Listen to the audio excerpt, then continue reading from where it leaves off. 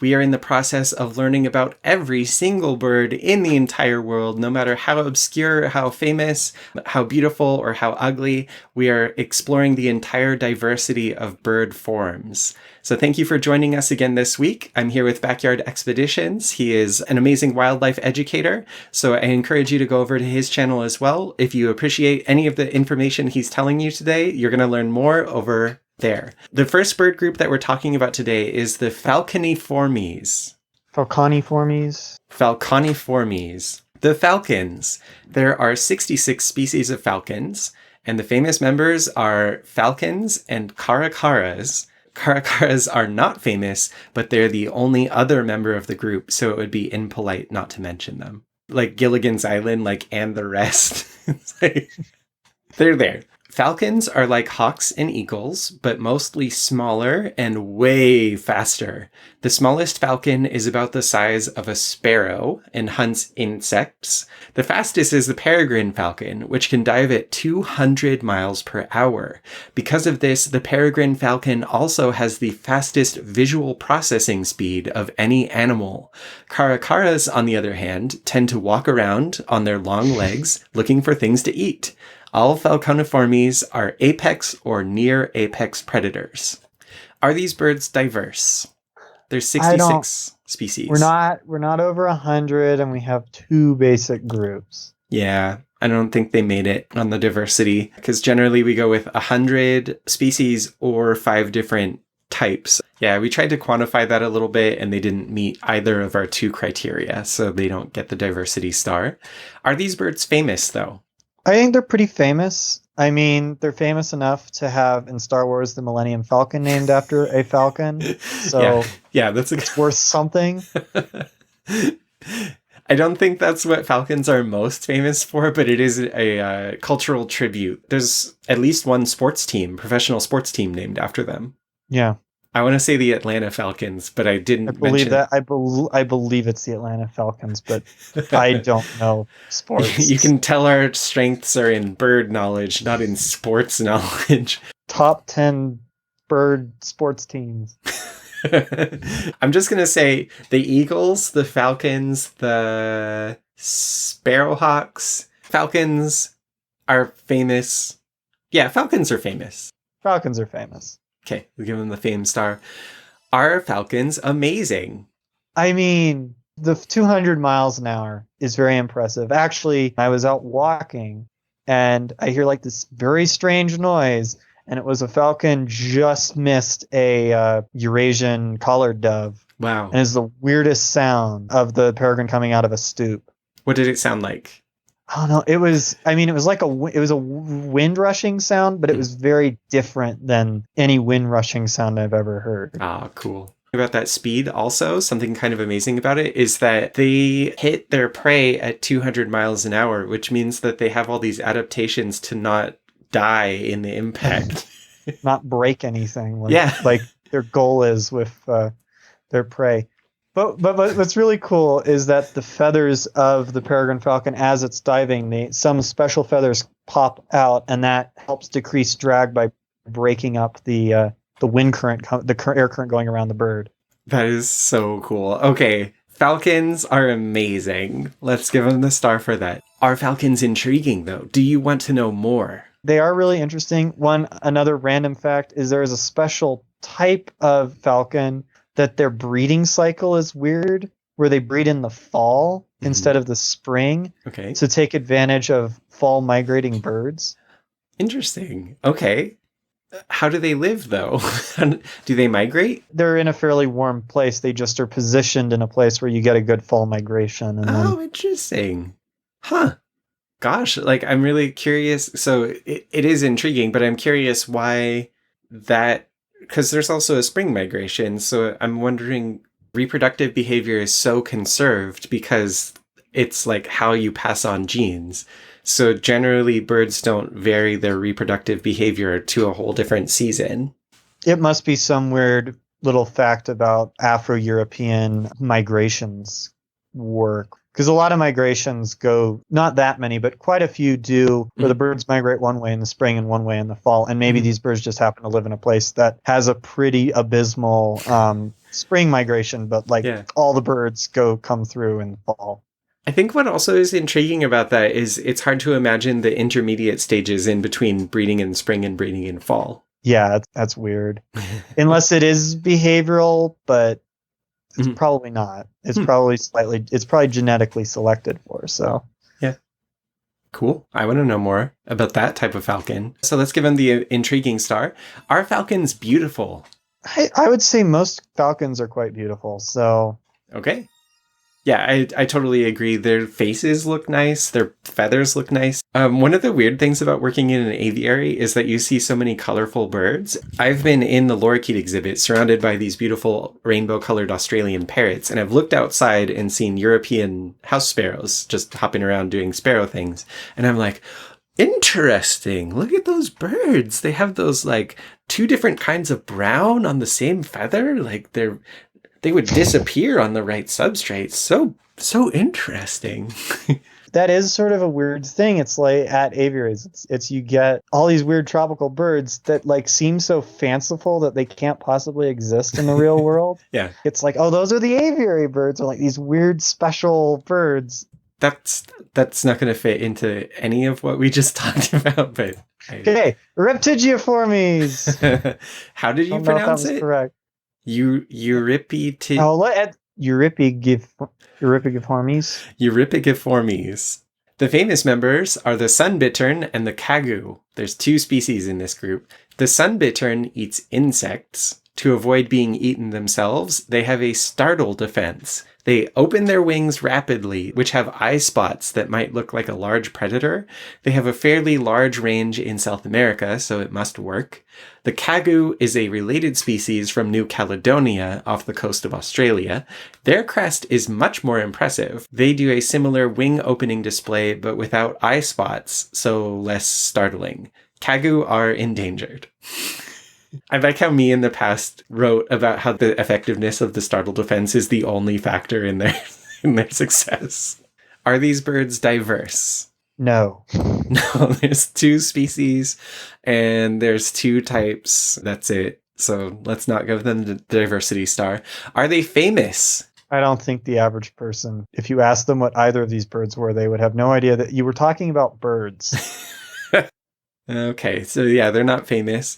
Are these birds amazing? Somehow, 2 birds on either side of the Pacific are related, and they are not related to any other birds. Huh. That's interesting. I think that's intriguing, because I definitely want to know more. Is it amazing, though? I think that's, like insane, just to be like, there's no other birds. There's just 2 birds on almost opposite sides of the world that are their closest relatives. And they're not related to anything else. And they're not really related to anything else. I think they're related to tropic birds is where they came out phylogenetically. Interesting. Which kind of makes sense because the Kagu has the red bill and all that. I'm willing to give them the intriguing star because you have described a mystery that needs to be solved. Okay, trying to sell the eye spot is a really amazing strategy at keeping food and right. So this really relies on the predator coming up behind you, right? Because it only works from certain angles. So like if they come out from the side, they can rotate their bodies. So they have to turn really fast. Like, wait, hang on before you charge. Hang on. Okay. They have this defense that really relies on the predator paying attention. Because if the predator is running in with its eyes closed or whatever, the defense is useless. Or if the predator is using any other sense besides sight, it will not work. The Sunbittern especially is a fairly successful bird using this strategy. Yeah, it has a huge range. I think that's amazing. It seems like a one-trick bird, that it's got like exactly one thing that it can do that's unusual for sure. And that is enough to propel it into having a broad range. Yeah. Why haven't predators adapted to this? I think it's okay flyer. Okay. I've never seen one fly. I've just had one jump out of the bushes. And then like, oh, that's a Sunbittern. Been looking for you. And it's like, hey, check me off your life list. All right, bye. It's like, and then wandered off. It didn't open its wings. It just like, It jumped out. I think it can fly. They're fairly cryptic. They've got their main backup trick. I'm willing to give them the amazing star, either because the startle defense is an amazing, unusual adaptation, or because it's just amazing that it continues to work. But somehow this was pulled off. Butterflies have been doing this, so I mean, it must work. If I was eating a sandwich and the sandwich like unfolded and there was a face inside, I would not eat it. Well, and they also make like a hissing sound. It's like they make they kind of make this like reptilian hiss when they're doing it. It's like okay, I'll go eat something else. I'm sorry. Go deal with something else. Yeah. Yeah, that's amazing. Are these birds beautiful? I think they are. I think both species are quite nice looking. Yeah. They look nice with the wings folded up because they have the different patterns on them. But then when they unfold, it's like stained glass. It's like, it looks really nice. And then the Kagu has sort of concentric stripes instead of the eye spots, and that looks pretty nice. Plus, it's got a pretty crest. It's like a really nice looking little heron looking thing. So cool. I think both species are pretty good looking.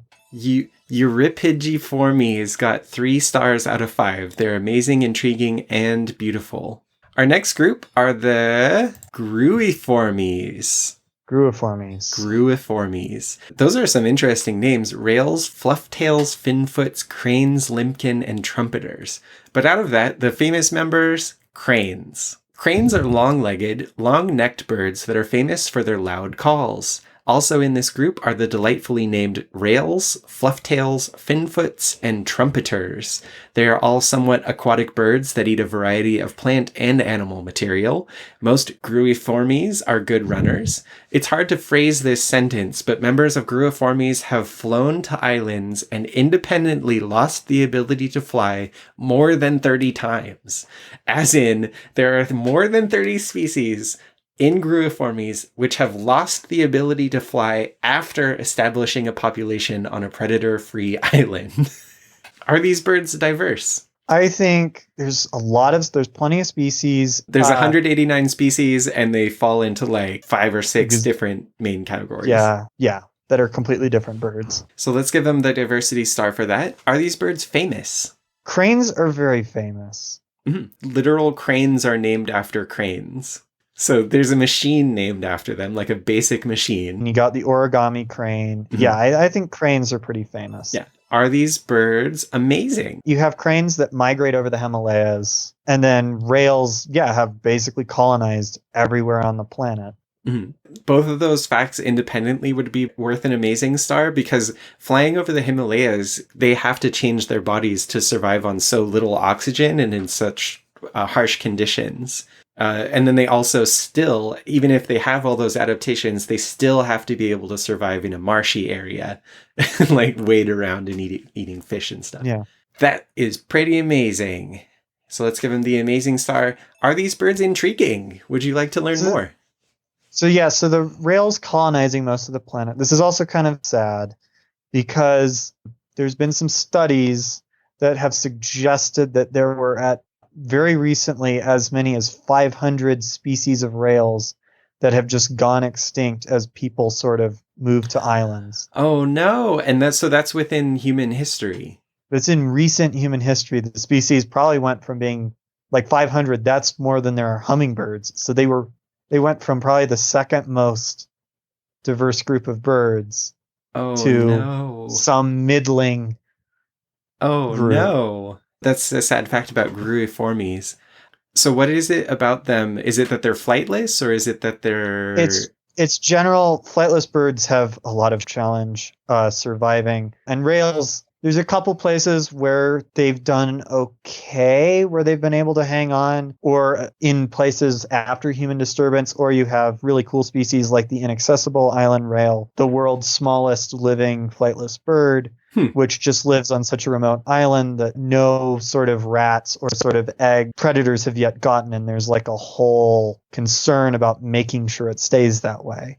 Did you say it is literally named the Inaccessible Island Rail? Yes, there is an island out in the middle of the Atlantic called Inaccessible Island. And it's living up to its name so far, like only the rails that live there. Wow. I'm intrigued. I want to know more about this island. Okay, so let's give them the intriguing star for their untimely demise caused by humans and some of the holdouts that continue to survive despite the existence of humans. Are these birds beautiful? Cranes are like the most beautiful birds. They're up there as some of the most beautiful birds, and there's a lot of really good looking rails. Yeah. Like, I chose this one kind of at random just by searching for crane, but like, wow, that is a really beautiful bird. Yep. That's a beautiful bird. And this is just one of many in the group.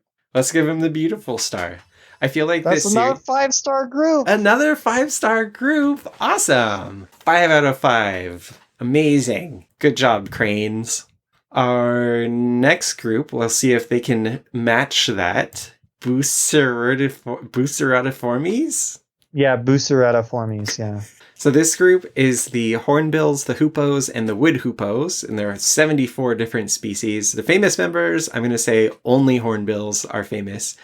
But Hornbills are famous for their large beaks, which are used for catching animal prey and reaching out for fruit on branches. Hornbills also have a unique hollow structure called a casque, which may help in making resonant sounds, or may just reinforce the beak as they burrow into wood. Also in this group are Hoopoes, which are small insect-eating birds with bold patterns and cool crests. The Hoopoe produces oil which smells like rotting meat, keeping it safe while nesting. Are these birds diverse? 74, 3, I don't think they quite make it. They're close. If they keep recruiting members, they'll get there someday. We'll get there someday. If we can split enough species. But they are not diverse for now. Are these birds famous? I'm just gonna say there's an animated hornbill, Zazu from Disney's The Lion King. So I'm gonna say if you have an animated character, you're famous. Yeah. Okay. Because like the Vlasic pickle, but that bird is famous, and the toucan is famous, and the cuckoo is famous. Wow. Yeah, I have that for the cuckoo. Yeah, the cuckoo. Well, cuckoos have double because they also have Roadrunner from the Looney Tunes. So they got 2 animated characters. Then there's Donald Duck, Woody Woodpecker. Yeah. Your method is holding up pretty well. That if a bird has a famous cartoon version of itself, the bird itself is also famous. Mm-hmm. If anybody can think of a cartoon that the cartoon is famous, but the species it is not famous, please let us know. Dave the Cuckoo Roller. Dave. Oh yeah, Dave the Cuckoo Roller. Zazu, I don't think a lot of people know that bird is a hornbill, but... They probably think it's more like a toucan, but I think hornbills do have enough fame. Yeah, for sure. Hornbills are definitely famous. Okay, let's give them the fame star. Are these birds amazing? They are really important frugivores in particularly Asian rainforests. Oh, huh. Spreading the fruits around. So they go to a fruit, they swallow it, seeds pass through their system and come out in their droppings. And so forest composition changes based on these birds spreading the seeds around. They're very important in that ecosystem. Yeah, that's amazing. Some of these birds, at least, actually use their beaks like chisels. Even though they look long and fragile, they'll just bash into wood and they'll dig their own burrows into trees. I think toucans, they have a big hollow beak, and it's all about being really strong while making it as light as possible. Mm-hmm. And then something important to mention is that toucans and hornbills are actually not related to each other. But they're following this would be a convergent evolution where you have these large-billed frugivorous birds in rainforests. Mm-hmm. Yeah, they just fill that role on 2 different continents. Cool. And then I didn't know about the existence of the ground hornbills. Like, I knew about the ones that live up in trees and they're fairly small, but then there's the ones like these. They're pretty big. Yeah, they're these big snake-eating savanna birds like secretary birds and quarry bustards. Like, yeah. All right. Hornbills are amazing. Are these birds intriguing? So one of the coolest facts about particularly the large Asian hornbills is that the females they're not cavity nesters, but the females will wall themselves in to the cavities. They will basically build out of like bird droppings and chewed up wood. Uh-huh. They will seal the entrance down to this very thin slot that only kind of the tip of her beak and the male's beak can fit through while she's incubating. And probably a little bit past once the chicks have kind of like developed feathers and stuff. The male just has to run all the errands and get everybody food while she's in her little tower. Okay. Hey, how's it going in there? It's going fine. It's a predation thing because if they're walled in, no, snakes aren't going to fit in there. Oh, okay. Big snakes can't fit in there. You can't get like mammals in there. Mm. So there's really no threat that can get in there. Oh, that's very interesting. I definitely want to know more about hornbills. They're definitely intriguing birds. Are these birds beautiful? Yeah, especially the hoopoe, just the European hoopoe. Yeah, I had just learned about it as I started this channel and I was starting to learn about birds more broadly. And I was like, oh, wow, that is a really pretty bird. So I like that one. I don't know how they are in person, like if their behavior is pleasant at all, but they look really nice. Hooray, Hoopoes! And then, like, this is a cool looking bird. The ground It's a hornbill. cool looking bird. Yeah. I would call this beautiful. All right, so you give them the beautiful star. They're a 4-star bird group. Our next bird group are the Mesites, the Mesithorniformes. No, there's an extra I. Mesitornithiformes. Mesitornithiformes. Yeah. Mesitornithiformes, which I think means like shaped like the birds that are Mesites. It's a bit on the nose. No one's going to argue. There are exactly 3 species in this bird order, and they are all Mesites. There are no other birds. Mesites only live on the island of Madagascar. They eat bugs and seeds on the ground and are near flightless. They have a territorial song. They build nests. They're normal birds. But when you look at their DNA, they're not closely related to anything. They share genes with sand grouse and flamingos, but are distant relatives at best. So the really weird thing about Mesites is how normal they are, considering how distantly related they are by DNA. Are these birds diverse? No. No. 3 and 1 type, and yeah, they're not diverse. Are these birds famous? I only know about these birds because there is a species endemic to spiny forests, which are a very interesting part of, I think, southwestern Madagascar, which are these really endangered forests that have these kind of really cool plants that are covered in spines, and it's really dry. Okay. But unfortunately, they're mostly being burned for sort of charcoal is kind of the essential problem with Madagascar conservation. Mm. Okay, so they're famous to you as somebody who knows a lot about birds. I'm not saying that they're famous to me. They're just a bird that I vaguely know about. I don't have anything to do with it. So there's not a Mesite there lobbying you. There's no Mesite lobbyists. No, unfortunately not. Yeah, I don't think these birds are famous. Sorry to say. There's 3 species, and they are a rare part of a rare ecosystem on one island in the world. Yeah. Sorry, Mesites. Are these birds amazing? I don't know. They are fairly normal birds, as you were saying. Right? Not related to anything, but they're fairly normal. Yep. Like, if we talked about all the traits about Mesites, it's like, yeah, they have cryptic coloration, so they hide really well, and they eat insects and seeds, and they fly, and there's nothing that we would hit that's like, wow, Mesites. The only strange thing about them is that they're normal, but their genes are so different, which I'm not going to call that amazing. But moving on to the intriguing star. That is interesting, and I really do want to know more about them because they seem like a reasonably understudied group. Mm-hmm. Their closest relatives are sand grouse, which are like that big and they're kind of shaped like quails or chickens. And then there's flamingos, which are like 5 feet tall with long necks and wading around. Those are their closest relatives in the bird world, but they themselves do not look like either. Yeah, I do want to know more. Yeah, they got one. Are these birds beautiful? They're a nice looking brown bird.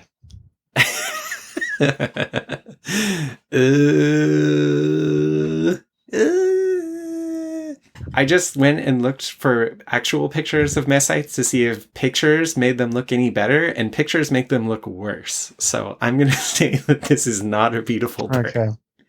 Well, I mean, they still get one, so they're not Rias. Almost. the least interesting bird in the world. It's unfortunate because like their genetics are so interesting, but what makes them remarkable is that they're not remarkable. So they're not going to get a lot of stars for that. Our next bird group coming up, it's the Piciformes. Or is it Piciformes? We'll go with Piciformes because that's the first one. The woodpeckers and allies. There are 445 species of woodpeckers and allies. The famous members, they have woodpeckers, toucans, and honeyguides. This group must have been difficult to figure out. Toucans are fruit-eating birds with long curved beaks. Woodpeckers are insect-eating birds that are famous for smashing their faces into wood to make a home. Honeyguides are famous for leading humans to beehives and sharing in the honey they collect. All these diverse birds do share a few traits. They have feet with 2 toes forwards, 2 toes backwards. They nest in tree hollows, and they have young that need lots of parental care. Are these birds diverse? I mean, you named a fair amount of groups, and there's like 400 species, so... Yeah, they definitely get it on species. There are 445 species, 3 different types. Are these birds famous? We got 2 cartoon characters for my crackpot cartoon bird theory. We got Woody Woodpecker and Toucan Sam. Awesome. Yeah, and I think woodpeckers would make a short list of birds that exist in the world. And toucans. As would toucans. Yeah, for sure. So yeah, this group is definitely famous. Are these birds amazing? So the 2 of us did a collaboration last year on how amazing woodpeckers are. And they are amazing. That's an excellent point. I literally helped make a video for Backyard Expeditions channel entitled Woodpeckers Are Amazing. And it was about how the beak like self-sharpens as it smashes into wood so it doesn't get dull over time. And one of the other amazing things about woodpeckers, just to keep going about how amazing woodpeckers are, is as they smash their face into wood, they have shock-absorbing tongue that wraps around their brain, and they have spongy bone that absorbs a lot of the impact and directs it out to the sides. And then their lower jaw is just a little bit longer than their upper jaw, and that directs force outwards and away from their brains. All the different adaptations that woodpeckers have that make them really, really interesting. So I'll link it here so that you can learn more about woodpeckers, and let's give them the amazing star, because we know after our collaboration just how amazing woodpeckers are. Also, random fact, toucans can do backflips. Like from a stand? They can... Yeah, apparently they can do backflips. Apparently they're like one of the few birds that can just do it from a stand, just flip over. Okay. I don't know how anybody figured that out, but I'm glad that they did. Are these birds intriguing? Would you like to know more? I just want to very quickly talk about honeyguides are like this whole interesting group that I would love to know as much as possible because they're weird. They can digest beeswax, which is like wax is like a weird thing to be able to digest. They've figured out how to get humans to basically do all the hard work of smoking out bees so that they can do that. In areas where honeyguides are a traditional source of food, humans eat 15% of their calories from honey that they collect using honeyguide help.